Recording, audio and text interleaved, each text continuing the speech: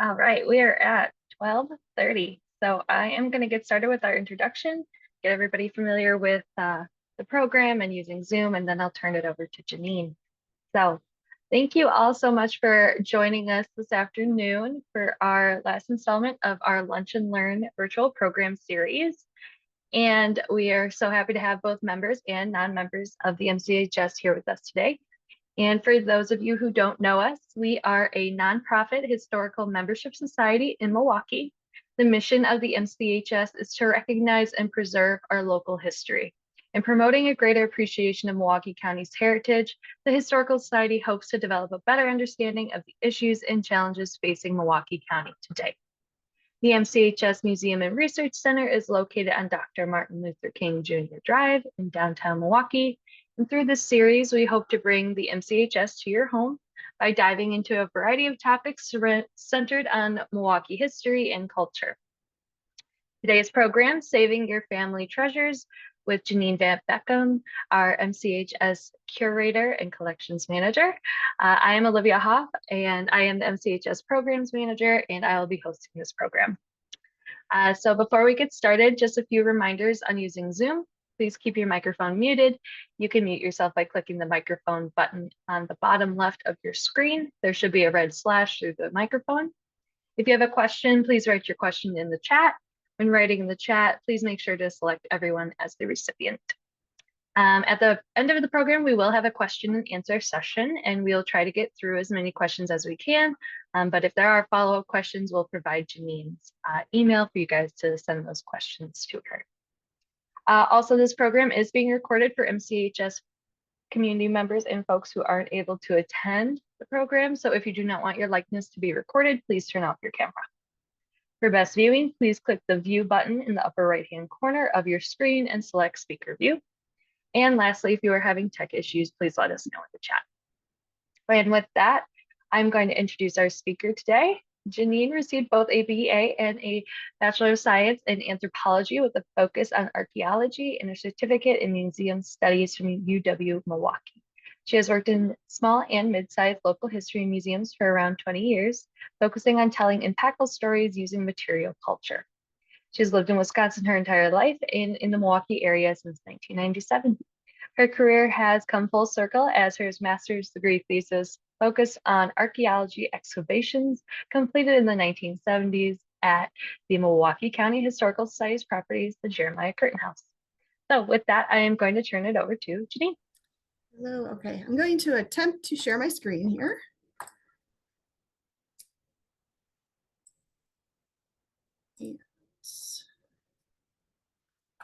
All right, is that working okay? Looks good to me. Okay. All right, and it didn't start on the first page though. There we go. Welcome everyone. Thank you all for being here. Thank you, Olivia, for that wonderful introduction. So this program came about because I often get asked about how to best care for your personal artifacts at home. So today we're going to go over some of the main causes of damage. We'll go over some of the terminology, talk about some basic rules that kind of every artifact should follow. And then we're going to delve into each of the material types. Since each artifact is unique, I think the best way to approach it is really by artifact material. I don't know what all of you have at home that you're looking to preserve. So I'm going to do a surface level, but please feel free to ask questions or contact me later. We can talk about details of specific things. And then finally, we're going to talk about storage materials and what to look for when shopping for them and a few places you can get them. After this, we'll also be sending out a list of resources. So you'll have links to places where you can find some of the materials. Finally, reminder, I am not a conservator. So although I have a lot of experience with material culture and material science, I can't give detailed advice on how to fix something, but there are sources you can go to find a conservator. So we'll talk about that too at the end. All right, let's get started. I'm going to try not to ramble. This topic can be really detailed, so I'm going to try and do surface level and try not to go over time here. So we're going to start with the main agents of deterioration. There's some things that are common among things that cause damage to artifacts. So first and foremost is light.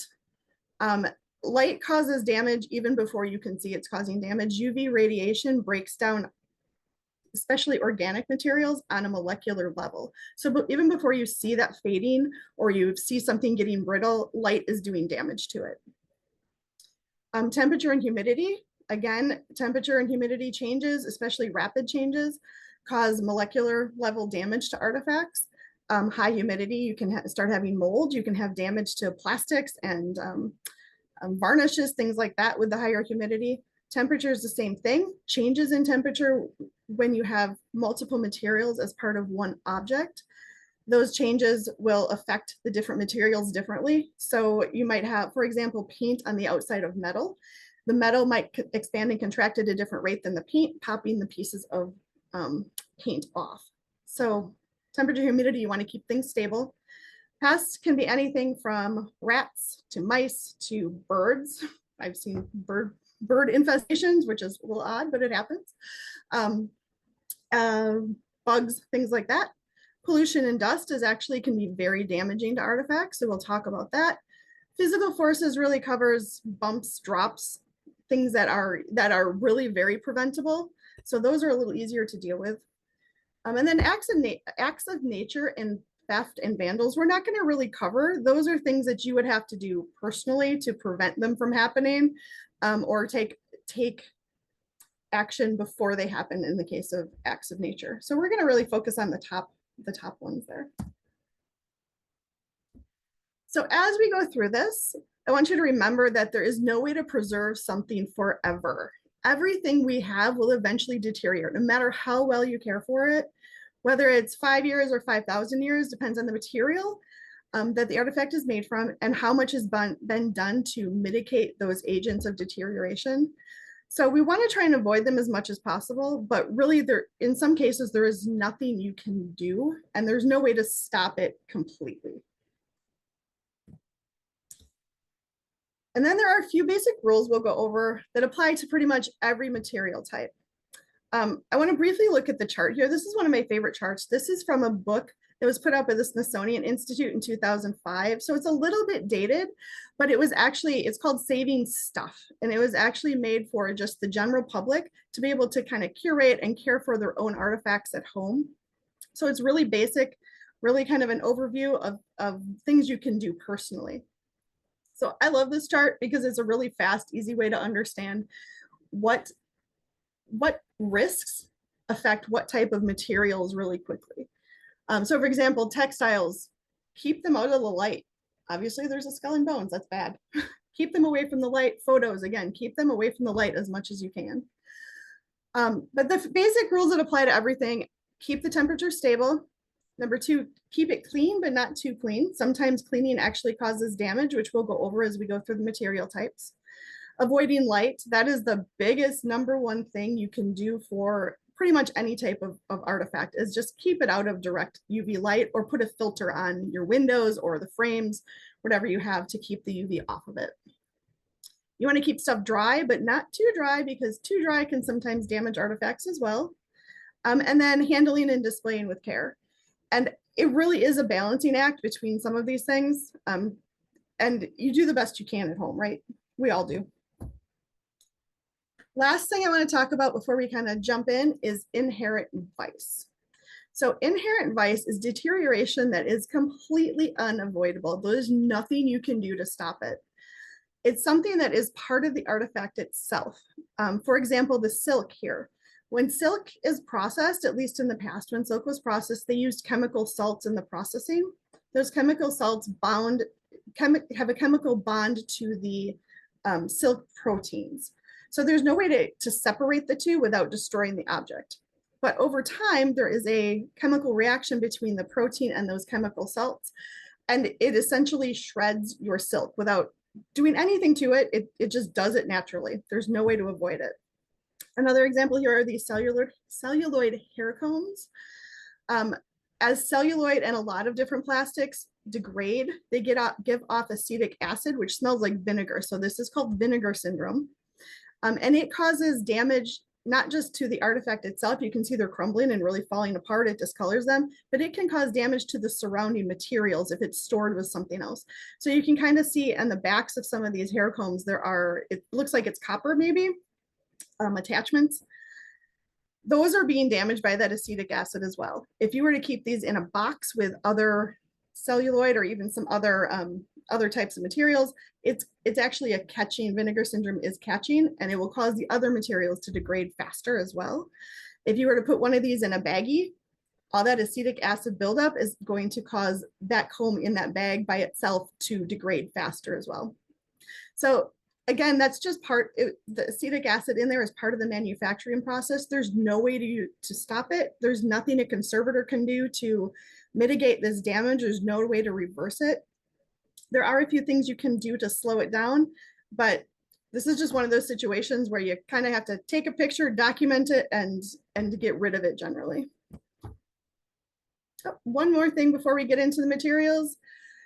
General rule that if you have an object that is made of multiple materials, you're going to go with the guidelines for storage and display for the most sensitive of those materials. So for example, if you have something that's a mix of paper and metal, you're going to go with the guidelines for the paper because it is the most sensitive of those objects. All right, so we're going to get into the material types now. We're going to start with the stuff that's most stable and move into the things that are a little more problematic. So ceramics and glass are generally very stable, especially if they've been glazed. If you have something that's surface painted, so hand painted and not glazed over top of that painting, you're going to want to treat it more as a painting rather than a piece of ceramic because your paint is the most sensitive of those two materials. Depending on what type of paint it is, it can flake off easily, so you just want to be careful with that. Excuse me. As long as your ceramic is glazed, you're pretty safe. It's a very stable material. If it's not glazed, it's porous, so you have to be a bit more careful. You don't want to submerge unglazed ceramic in water. If you're trying to put this out on display, some of the things you can do is put some blue tack on the bottom. Blue tack isn't the best, but it's also not the worst, especially on ceramics, because normally it can just wipe off. If you're putting it on unglazed ceramic, just know that you'll probably leave a mark. It'll absorb some of that oil that's in the blue tack and leave a mark. So you just have to be careful that it's not in a place that is obvious.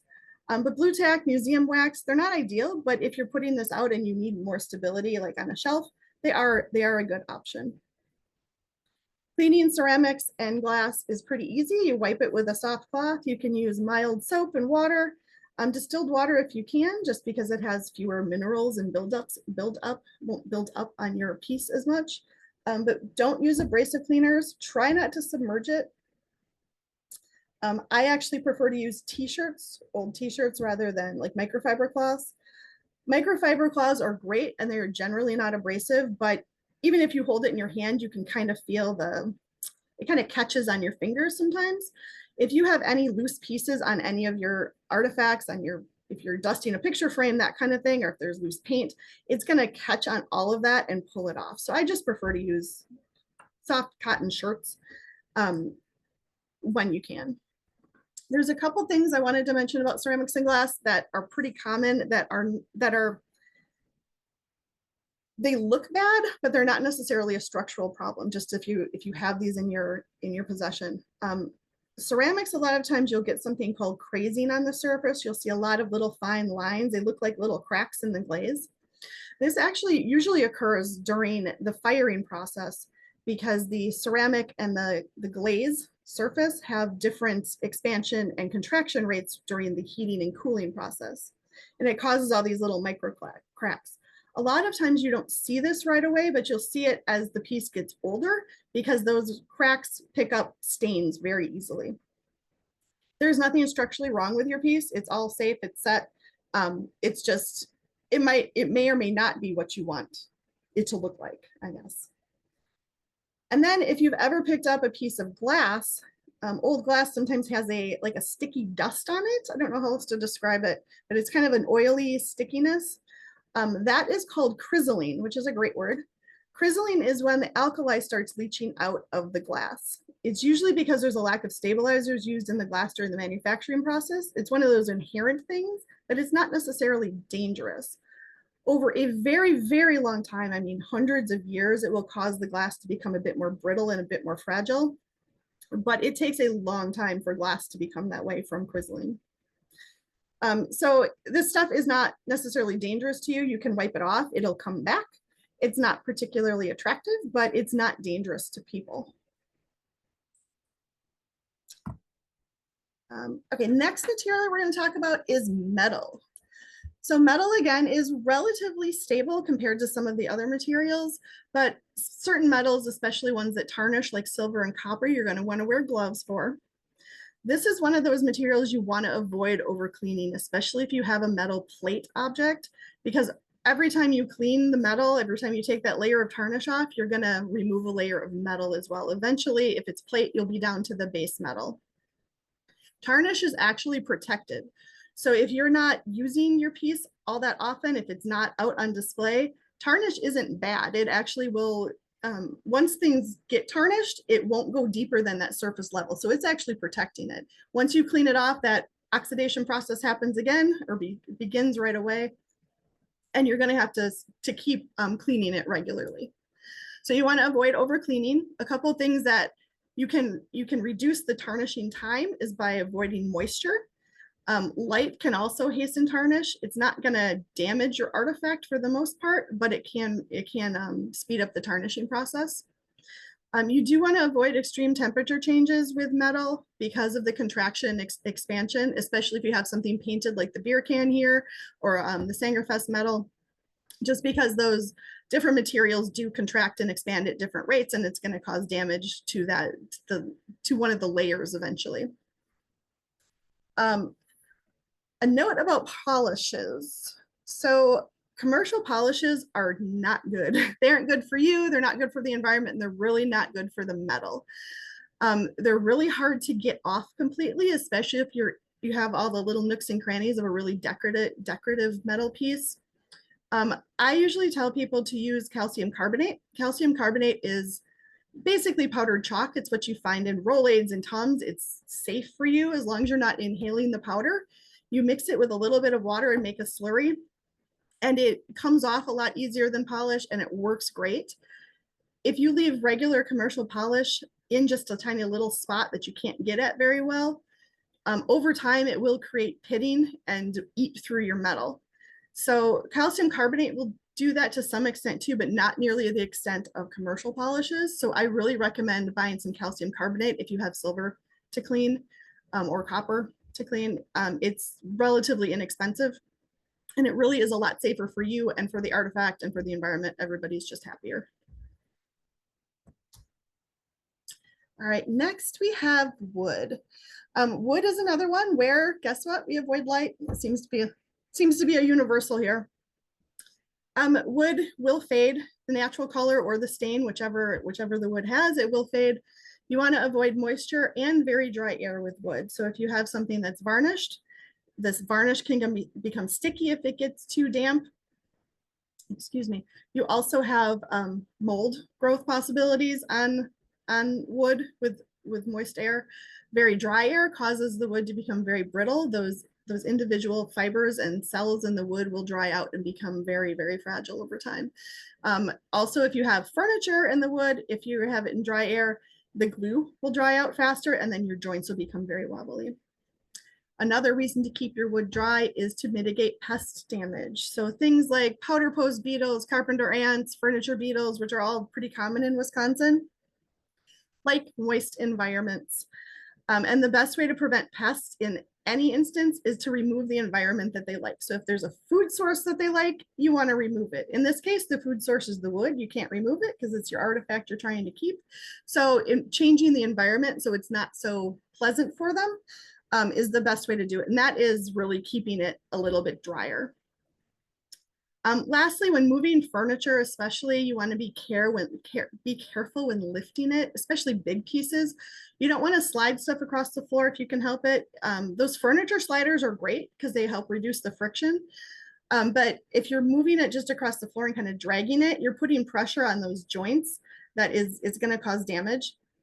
You also want to lift with the most stable part. So in the case of this desk here, we would lift from underneath the desk itself. We wouldn't lift from the top. if you're lifting, for example, a chair, you wouldn't want to lift with the back of the chair. You want to lift from both sides of the seat, because over time, if you keep lifting it from those points, it's going to cause the joints and the joins to come apart. All right, photographs. This is a big one. So this one's a little bit longer. There have been tons of different photographic processes over the years, and they all require slightly different handling. So I'm going to go over some basic rules, and then we'll delve into some of the more common types. General rules for photographs: keep them out of the light. Light is the enemy. I always tell people they should, if there's a photo that is really treasured, they should make a copy of it and display the duplicate and keep the original safe from the light. You always want to handle film and photos by the edges. You never want to touch the center. The oils in your hands are corrosive, especially to photographs. If possible, store them flat rather than upright. It's hard to do that in some cases, I know, especially if you have a lot of photographs, but appropriate photo albums are good. Appropriate photo albums mean they are acid and lignin free. You want to avoid, I don't even know if they make them anymore, but they were called magnetic photo albums, where they had like the adhesive on the page and then there was a clear plastic covering over top of it. Those are really bad, because not only are you adhering your photo to a page, but then you're trapping the adhesive in with it, with that plastic film on the top. And as that adhesive ages, it gives off gases that will actually discolor your photos. So if you have photos in these old albums, sometimes you can carefully take the photos out, which is what I recommend. Sometimes they're really adhered and you can't get them out without ripping them. In that case, you just need to wait. That's the only way to do it. Wait until that glue dries out, and then you can take the photos out. If possible, it's best to store photos in individual envelopes. If any, especially modern photos, if any moisture gets on that plastic resin coating on the top, they're going to stick together. Sometimes you'll end up with a whole brick of photos that you cannot separate if they've gotten wet.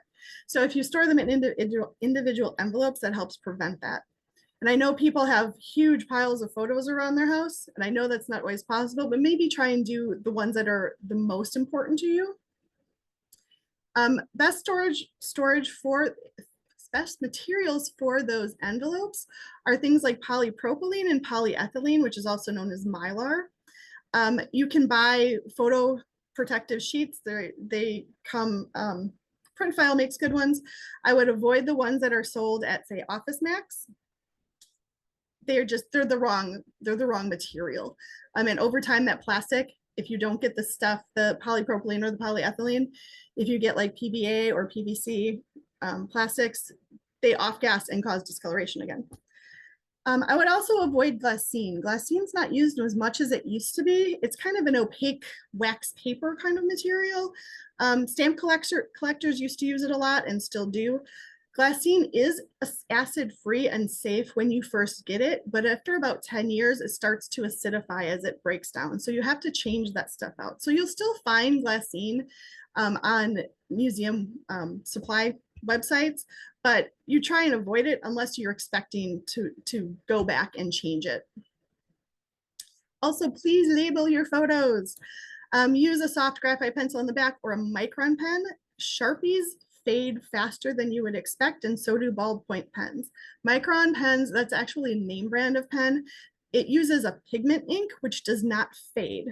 And that's why I recommend pigment pen or micron pens over like a Sharpie. They're not expensive. You can buy them at Michael's, Hobby Lobby, they all have them. Lastly, keep dust away. If you look at dust under a microscope, it is actually, looks like little crystals and has sharp edges. You don't think about that as dust, you think about it as light and fluffy, but it's actually, it can be scratchy.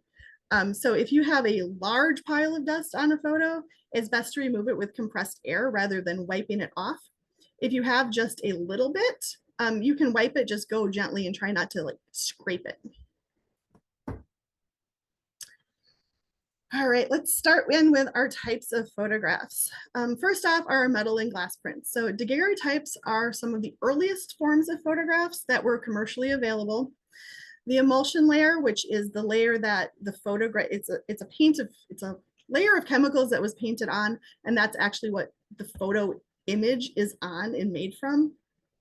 So in daguerreotypes, that emulsion layer is on a base of either copper or silver, and it's highly polished.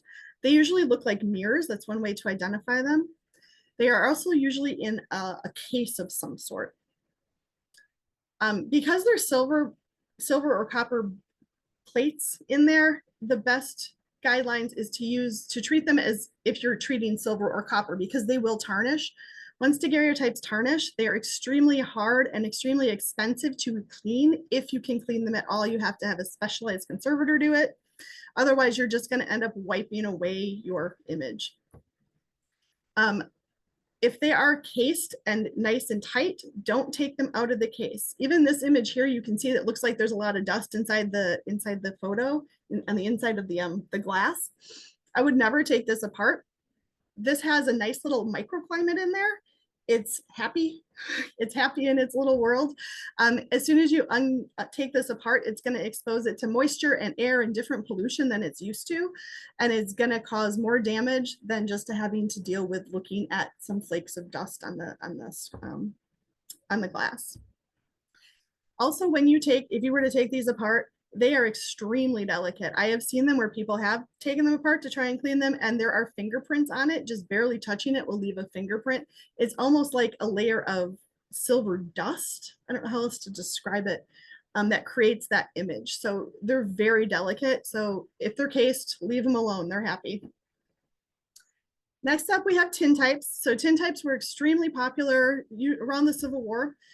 They were lighter, more portable, more durable. The emulsion layer on these is on an iron base.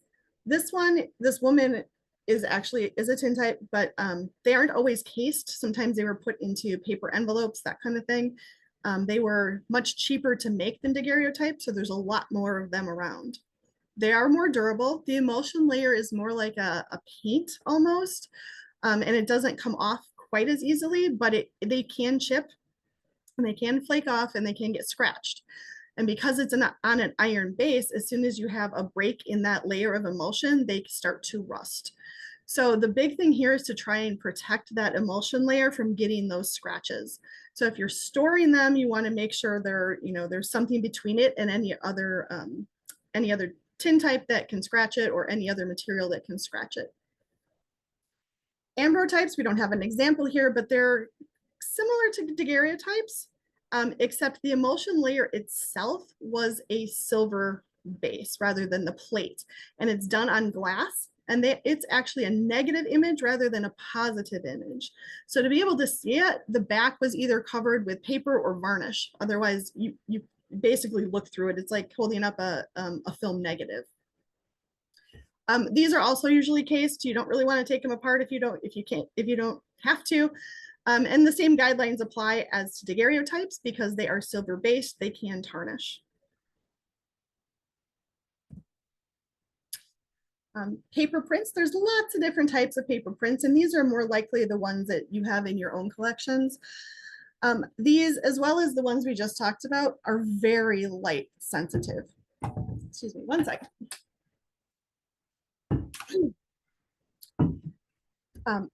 Very light sensitive. So again, try and display the duplicates if you can. If you have them in a frame, or if you have them in front of a bright window, put UV protection on that frame. Pay for the extra UV protection on that glass.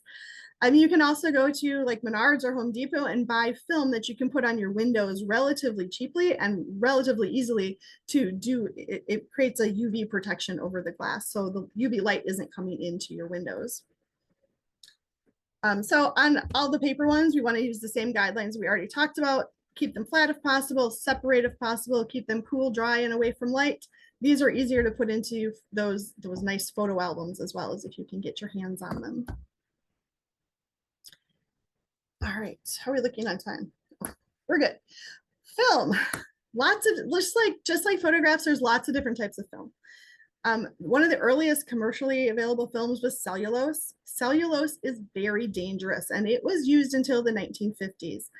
As this stuff degrades, it becomes extremely flammable and can spontaneously combust. You have to dispose of it with hazardous waste companies rather than just throwing it into your garbage. Sometimes it's labeled, but a lot of times it's not. You can actually go online and there's YouTube videos and things to show you how to tell if it's celluloid. You can go try and burn it, and if it burns really fast in a big poof, rather than melting, it's cellulose. Not the best thing to do, but you can do that if you want. You can also get some polarizing sunglasses and use one, cheap ones obviously, pop out the lenses, put one on the bottom of your underneath the film, one over the film, hold it up to the light. If you see a rainbow, you're all good. If you don't see a rainbow, you either have cellulose or cellulose acetate. That rainbow means it's polyester. So there's other ways you can do it, and you can find that out online if you're really worried that you have cellulose. Cellulose acetate is safety film, so it came in kind of at the end of cellulose. It doesn't spontaneously combust, which is great, which is why it's the safety film. Sometimes it is labeled as safety film, but it will degrade because it's just like those hair combs that we saw earlier, those celluloid hair combs. It gets vinegar syndrome and it will degrade very quickly. So two things you can do before you decide that you need to just dispose of these films is get it copied. And if you need to slow down that process, the degradation process, so you can get it copied, you can put it in your freezer. Don't leave it in your freezer because it will continue to degrade. It just slows the process down. But I would recommend getting rid of both of those, digitizing it, getting it transferred to another medium that you can use easily, because those two, especially the cellulose, are just not good to have. Modern film is polyester. It's much more stable. You want to keep it clean and dry. Cool places is better. Cool storage is better because it is a plastic, and plastics tend to do better in cool, not freezing, but cooler storage. I would recommend digitizing all of it if you can. Just keep in mind that when you digitize, you want to make sure you have a couple of backups of it. So even if you have it on your hard drive, you want at least one like remote hard drive or like removable hard drive. And you also have to remember that as technology changes, you're going to have to migrate your data so you can keep accessing it. We all have those old floppy disks that don't work anymore because we don't have a computer to be able to read it. So as technology changes, you have to remember that your data is going to have to be updated as well and migrated. Next up, we have fine art and framed posters. So if you have art that is framed, it's best to store it hanging if you can. Again, you want to keep it out of direct UV light. So if you have it in a bright room, try and get that UV film on the windows, get that glass if you have glazing on the picture, pay for the glass that has the UV protection. All of that will help. Unframed art should be laid flat if possible and interleaved if you have like loose prints and things, interleaved with tissue paper just to help keep things from getting scratched and wiped off. You can also, if you have a lot of framed art, you can store it upright like on our shelves that we have. But if you can, most people are going to have it hanging, which is perfect. That's where it belongs, is hanging. You want to make sure temperature and humidity are stable. For paintings, the canvas and the paint again have different rates of expansion and contraction.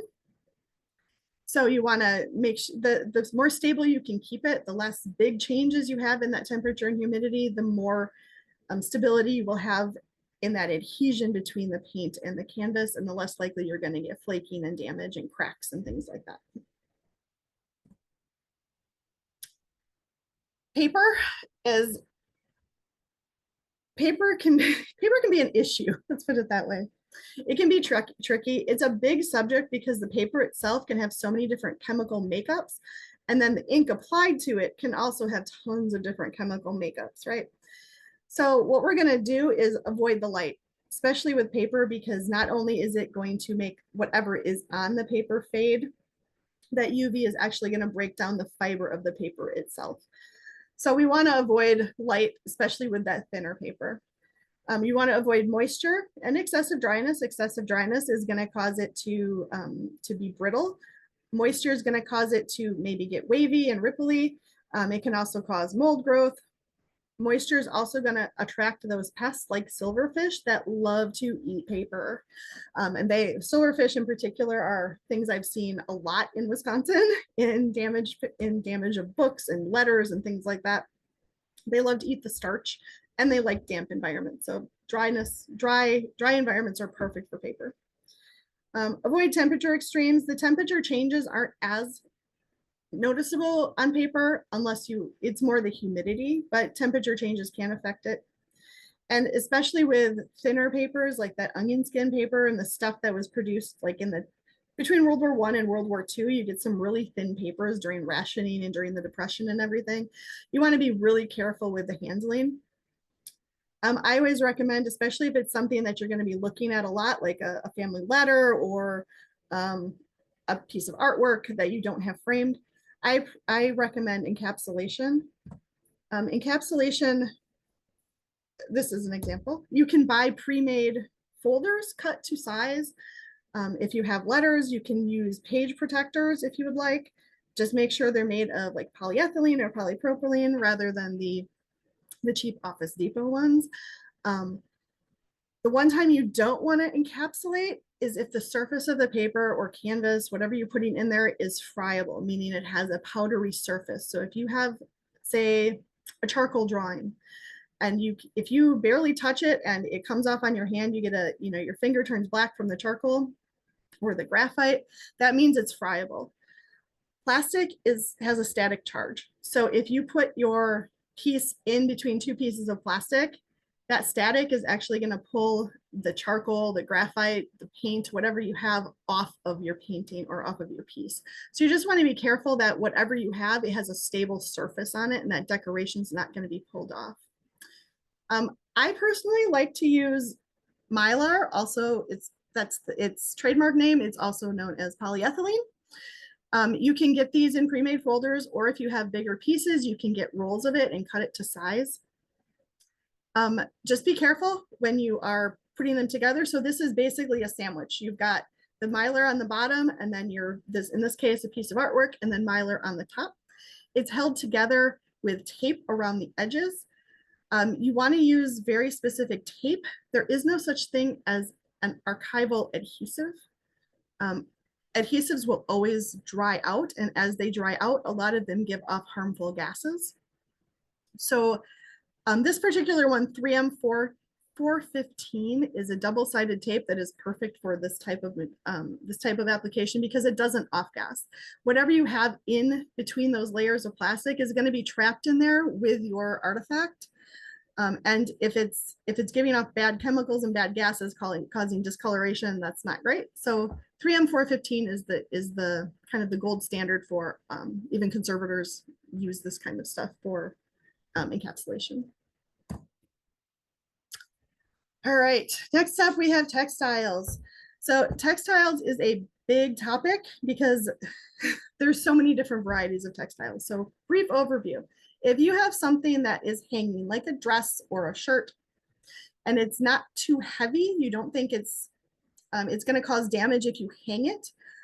If you have a big, heavy, like Victorian dress, those are not great for hanging because all of the pressure on the shoulders kind of rips the seams over time. But if you have something that's lighter, put it on a padded hanger. The padded hanger will help distribute the weight over a wider distance of the shoulder, so you're going to get less pressure on those specific seams, and you'll have less damage. Padded hangers can be made. They're really easy to make. You can get some stockinette. I think those, if it's not, I will check before we send out the list, but I think that's on our list. Medical stockinette is really cheap. It's the stuff they put over casts. When you have a cast, it's like a fabric that it comes in a tube. And then you just get quilt batting, wrap it around, pad out your hanger, and then stretch the stockinette over it, cut a little hole for the hanger part itself, and tuck in the ends, and you've got a padded hanger. They're cheap and easy to make, not hard at all, and really do make a difference when you're hanging up textiles. Rolled storage is great for big flat items like quilts and flags. However, most people don't have room for rolled storage in their house. Just putting it on a roll isn't enough, you really don't want to lay it then on a shelf. You want to suspend it like in the photo here. If you lay it on a shelf, then you're going to get pressure on the bottom and you're going to get creases that you might not realize you have in that rolled situation. So if you don't have enough room for rolled storage, folding is the next best thing. When you fold, you want to make loose creases. So instead of pressing your quilt down into a tiny flat package, every time you fold it, you want to pad it out with some tissue paper or unbleached linen, and that will help keep those creases from being really tight and causing damage where they get creased, if that makes sense. Again, all textiles avoid light. Light really, just like paper, light will not just break down the dyes, but it will break down the molecular structure of most textiles. So most people have wedding dresses. This is probably the biggest question. Two biggest questions I get are, do you want my grandma's wedding dress? And how do I store my grandma's wedding dress? So with wedding dresses, it's kind of dependent on the dress. The big heavy ones, you're gonna wanna put in a box. If you have one that is relatively new and you're taking it, excuse me, if you take it to the dry cleaner, a lot of times they'll ask you if you want them to box it in an archival box, and it's kind of, sometimes they seal it. I don't recommend those because I don't know what kind of materials are actually in those boxes. They say they're archival, but I don't know that they are. I know I've seen some that have like a plastic window in them. I'm not convinced that that is all safe materials to be using in archival storage. You can buy wedding dress box kits on some of the sites that will give you in the resources. That's the easiest way to do it because it'll give you a box, it'll give you enough tissue paper to pad out all of those creases that you have in there. Sometimes they'll give you some other batting and things, but I would recommend buying a kit rather than going with one that's from like a dry cleaner. It's going to be the same price probably, maybe even cheaper than the dry cleaners. The other thing is if you have this folded storage, like your wedding dress or a quilt, every once in a while you want to go in and check it, even if you aren't using them regularly. You want to go in, make sure there's no pests in the box, nothing's eating anything, and then refold it. Take it out, refold it along different lines so you're not getting those creases in those same spots every time. And when you're handling textiles, especially the wedding dresses, wear gloves. The oils in your hands, even if you have clean hands, there are some oils left. And if you're touching, especially the white dresses, over your oils that you leave on the dress over time will yellow. And it doesn't do major damage. It just doesn't look very nice. And a lot of times those stains are very hard to remove. You might not even be able to do it at home. You might have to send it out to get it done. So I recommend wearing gloves. You can just wear nitrile gloves that you can get at Walmart. You don't have to have anything fancy, just to keep the oils off of it. All right, to buffer or not to buffer. So if you're shopping for tissue paper to pad out your wedding dress, you'll come across two different things. You'll come across buffered and unbuffered. So buffered tissue has an added agent, usually a calcium carbonate, to make the tissue paper alkaline. Regular unbuffered tissue paper will be a neutral pH. Buffered tissue paper was created to be used with plant-based materials like cotton and linen because those materials are naturally acidic. So this buffered tissue will help absorb some of that acid, but you can't use it with things like animal-based products like silk or leather because it will actually cause them to degrade faster. Buffered tissue also has to be changed out because as it absorbs that acid, it starts out alkaline, but as it sits with acidic things, it starts to absorb that acid and becomes acidic. So if you don't know which one to use, go with unbuffered. Unbuffered will never hurt your artifacts. The amount of good things that the buffered does to eliminate some of the acid in your plant-based materials isn't so much that you're probably going to notice it in your personal items. Let's put it that way. So when in doubt, use unbuffered if you come across that in your searching. All right, I think this is our last category, plastic and rubber. Plastic and rubber all have inherent vice. There is nothing you can do to prevent them breaking down. There is no, even the best conservator in the world, there is nothing they can do to reverse the damage that is done. Although rubber is a natural product, so it's a little easier to work with, there are so many additives in most rubbers, and the same with plastics. There are so many different formulas that have been used over the years. Unless you do deep chemical analysis of them, and even then you might not know all of the bits and pieces that have been added to those formulas. And there's nothing you can do to stop them breaking down. There are no techniques to restore plastic and rubber at this time. You can slow it down by keeping them in cooler places. So don't keep your grandma's vinyl doll in the attic. Keep it either in the basement that's slightly cooler or even on the first floor in a dark closet.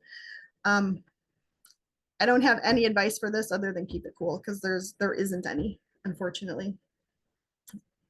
I do want to mention with plastic that some of the chemicals that are put into plastics, as you all know, you've all heard of BPA, which is a plasticizer. There's other ones out there. Over time, those will leach out of your plastics. So even I've seen Barbie dolls from the 90s that have almost, how do I explain it? It almost looks like condensation on the plastic itself, but it's oily. That's plasticizers leaching out, and those can be extremely harmful to you and the environment. I don't recommend trying to wash them off or keep them, because it's just going to get worse. As soon as you wipe it off, the process starts again, and within a week or two, you're going to have those droplets on the outside again. They really can be extremely harmful to people, and animals and the environment. So I really recommend just disposing of those items, document them if for personal reasons, and then disposing of them, because there's nothing you can do to stop it. And yeah, there's nothing you can do, and they're not good for you. All right, a few other things. Document your stuff. Include things like why the stuff you're keeping is important to you, why it's important that your kids and grandkids keep it. Add dates, locations, if there's photographs surrounding it. So if you have a wedding dress and a photograph of you in the wedding dress, put those together in the same spot. Just keep all that documentation, because otherwise people in the future will not know why you kept it or why it was important. And if they ever try and donate it to a museum, we need that information too. That's just a selfish thing from my point of view. But document your stuff. Some basic supply terminology, keywords to look for. We talked about some of this. Acid-free. If you're looking for papers and tissue papers and photo albums, you also want to look for lignin-free. Lignin is a material, is a chemical that is in wood pulp. And although the paper may say acid-free, if it doesn't say lignin-free, it probably has lignin in it, and over time, lignin will become acidic. So even if it starts out of acid-free paper, it will become acidic over time if it has lignin. Some good plastics to look for are polyethylene, polypropylene, and polyester. Words like unbleached linen specifically are great to look for if you're looking for materials to wrap up some textiles. Unbleached linen is great. Words you want to avoid is acid-free without lignin-free. Polyvinyl chloride, polyvinyl acetate, and polyurethane are all those plastics that will off-gas and damage your artifacts that you want to avoid. Lots of places to buy supplies. Again, we'll send you this list. But you can also find some of this stuff at office supply stores, arts and crafts stores. I had Joann's listed on there. That is no longer a thing. But Michael's, Hobby Lobby, they have some of this stuff. Make sure you compare prices, because they do really drastically differ between locations. And sometimes you do have to buy larger quantities, so you can always cost share with family and friends. It's kind of funny because a lot of these places all get it from one or two suppliers and then just repackage it as their own. And that's why the price differences are so drastic, I think. They have their price leaders, their loss leaders, and some places have different loss leaders than others. So shop around for stuff. And then finally, as I mentioned, I am not a conservator, but I can tell you where to go to find one. The American Institute for Conservation has an online program called Find a Conservator. Interestingly enough, if you just Google Find a Conservator, AIC, you'll come to this webpage. You can put in your location. You can put in what type of material you're looking for, and it'll give you certified conservators that deal with that stuff. I can tell you, as far as I know, there's only one conservator in Milwaukee, and she is extremely busy because she's the only one around. There are quite a few in Chicago, and there are quite a few in Minneapolis. But if you're looking for something very specific, like if you have a daguerreotype and you're looking to get the tarnish removed, that's going to be further afield. Most conservators will talk to you or email you for free, give you a consult, kind of give you an idea of what they would do, and give you obviously a quote. Since conservation is not cheap, and so preventing it, which is what we talked about today, much prevention you can do, the better, because then it saves you all this money for having to find a conservator. All right, that's it. Whirlwind tour. Anybody have any questions? And folks, you can feel free to populate those questions in the chat and I will facilitate them to Janine. Preserving videotape, VHS, etc. Yes, I would recommend, so that is all polyester, so it's going to be a little more stable, but I would recommend digitizing it. That's going to be the most accessible way you're going to be able to access it in the future. But you are going to have to remember to migrate that data as technology changes. But really, I would recommend digitizing that stuff. Cool. Any other questions?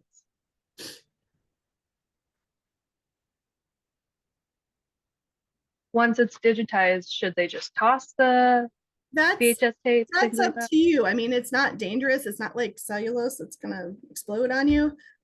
So if you still have a way to play it, keep it, you know. But once it's digitized, it's really up to you whether you want to keep it or not. And what is the difference in caring for family photos versus historic family photos? How historic? Are they paper? Are they on paper, or are they like the daguerreotypes? Material matters for sure. Sepia tone? Sepia tone. Okay, so those are still going to be on paper, and they're probably, if they have a shiny coating, that's a resin coating. That's pretty much ubiquitous in like the 1930s onward. If you don't have something weird going on, if you don't have like an art print, that's going to be just like all the other papers. Keep it away from light. Store it flat, keep it away from moisture. If you have the ability to put them in individual envelopes, that'd be great, or individual page protectors, that'd be great. But really, it's the same as dealing with modern ones. The technology hasn't changed all that much other than what's in the emulsion, which is the color sepia versus the bright colors that we get today. But the paper and the resin hasn't changed all that much. You're welcome. Any other questions?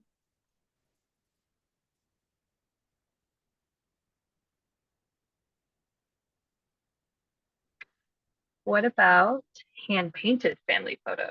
Okay, so that is a little bit different. So the paint is going to be the most unstable thing you have on there. And I'm assuming it's kind of a matte color with a little bit of paint on it. My thought is it's going to be similar though. You want to keep it out of the light. If you want to display them, I would make a copy and display the copy. And you want to keep it, flat in a separate envelope if you can, or in a separate folder if it's a big one, because I know some of those are larger. But it's going to be similar. That one, usually they used watercolor. If it's a matte photo, they would have used watercolor, not like an acrylic or anything. So it's not going to flake off because that paint will be embedded in the paper itself. So you're a little safer. If it is like a surface paint, like an acrylic, then you want to make sure you're not changing the temperature quickly, because then that'll cause more flaking. Hopefully that answers it. And then there was a question about newspaper clippings and photo albums on black paper that is disintegrating, but photos are glued in and hard to remove. Great question. I've seen those too. Newspaper clippings are another one. There is deacidification spray you can buy. I'm not convinced it works real well. Best bet for newspaper clippings is honestly to make a scan or a photocopy of it and keep that. The photo albums on black paper, that's disintegrating. So it's kind of like a construction paper probably.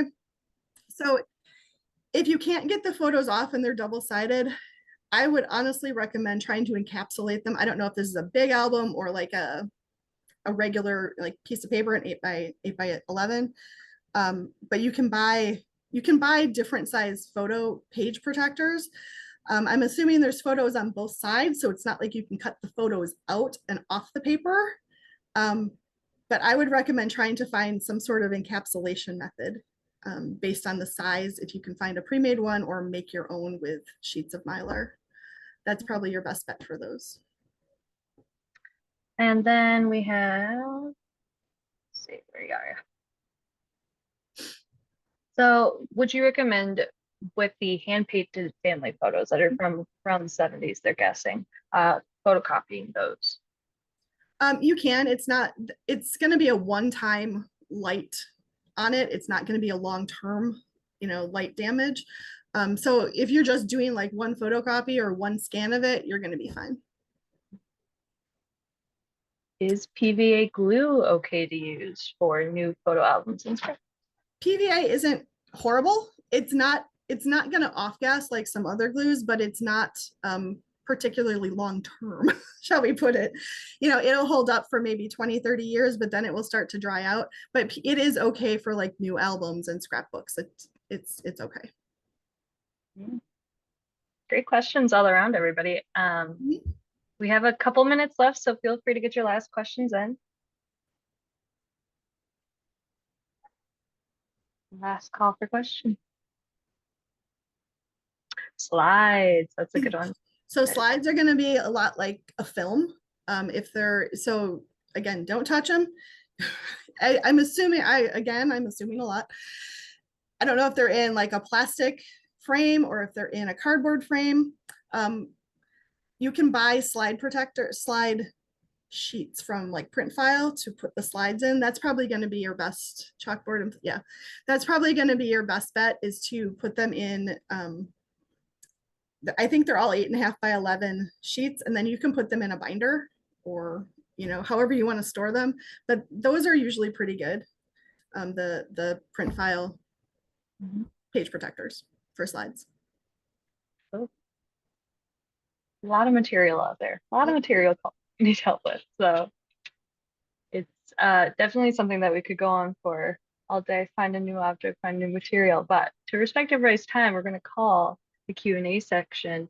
And Janean's been so kind to give us this great presentation. She's also so kind to provide her email address for any other follow-up questions and recommendations. There's one more recommendation I will take.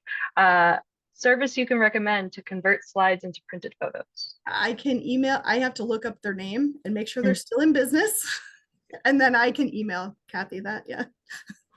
Sounds good. We will follow up, of course, after this program with the recording for folks who aren't able to join us, but also the recommendations from Janean for materials, supplies, and things like that. So there's a lot of great materials out there. And like I said, we will share Janean's email to kind of ask these questions again. Thank you, Claudia. We will do more programs like these. And thank you all for joining us. So I am going to wrap up the program here today. Thank you all so much for coming. We really appreciate you guys joining us during your lunch hour. I think it's a great time for us to gather, especially in these cold months here virtually, and learn a little something while we have our lunch. So please stay tuned for upcoming programs. We have some great programs happening in person as well.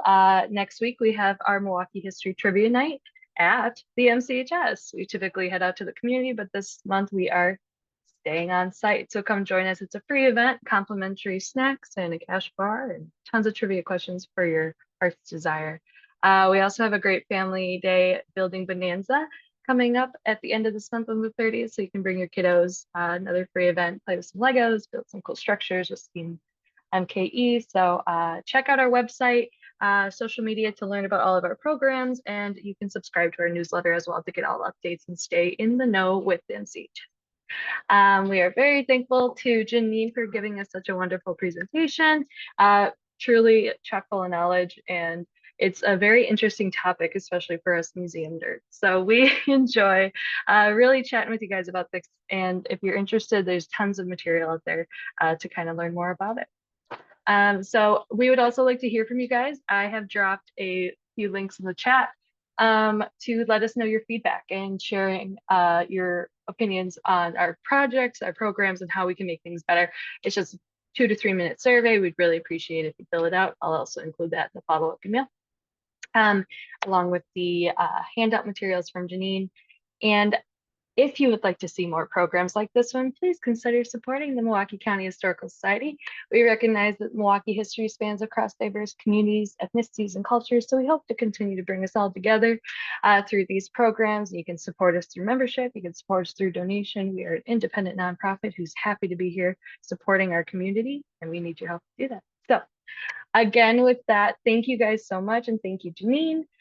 We look forward to having more of these virtual programs coming in the fall of 2025. So stay tuned for that as well, and we'll be in touch. Thanks, everybody.